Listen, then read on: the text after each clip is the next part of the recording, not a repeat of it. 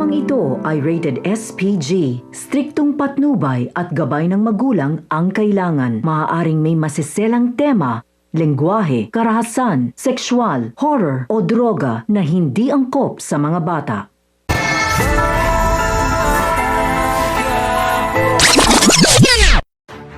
Tinawagan ni Balatukan si Olga upang sabihin na nagawa na nila ang unang gustong ipagawa ni Olga, kung saan pinahirapan nila ng husto si Tanggol at halos mamatay na umano ito dahil sa kanilang ginawa. Ito na rin hiningi ni Balatukan ang paunang bayad dahil naninigurado lang umano si Chief Espinas na tutupad si Olga sa napag-usapan. Sinabi ni Olga na huwag mag-apura dahil hindi niya naman tatakasan ang mga ito. Dagdag pa ni Olga na hindi siya basta-basta naniniwala na pinahirapan si Tanggol, kaya upang makasiguro ay makikipagkita si Balatukan sa kanya. At ang mga dapat nating abangan ngayong Biyernes, dumating na nga ang araw na makikipagkita si Olga kay Balatukan at ipinakita na ni Balatukan kay Olga ang video na pagpapahirap at pagkuryente kay Tanggol.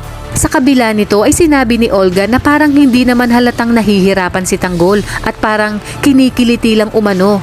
Sa hindi inaasahang pangyayari ay makikita ni Noy si Beng mula sa labas ng isang restaurant, kung kaya't lalapitan niya si Olga na walang kaalam-alam habang pinapanood ang video ng pagpapahirap kay Tanggol. Laking gulat ni Olga nang kausapin siya ni Noy, kung kaya't agad niyang isinuot ang kanyang salamin at itinanggi na kilala niya si Noy. At sa pag-uwi ni Noy ay agad niyang ibabalita kina Tinding at Tess na nakita niya si Beng na pusturang-pustura at mukhang mayaman. Kung kaya't napaisip na si Tinding na mukhang may inililihim si Beng sa kanila dahil sa biglaang pagpasok nito sa kanilang pamilya.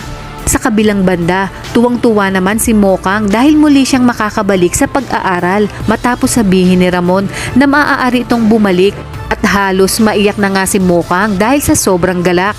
Sa inyong palagay, tuluyan na nga kayang mabubuking si Beng aka Olga dahil sa pinaghihinalaan na siya ni Tess at Tinding? Kung kaya't dito malalaman na din nila na isa itong Montenegro. Kaya naman kapamilya, kapit lang dahil marami pa tayong mga eksenang dapat abangan sa pambansang teleserye ng Sambayanan, ang FPJ's Batang Quiapo.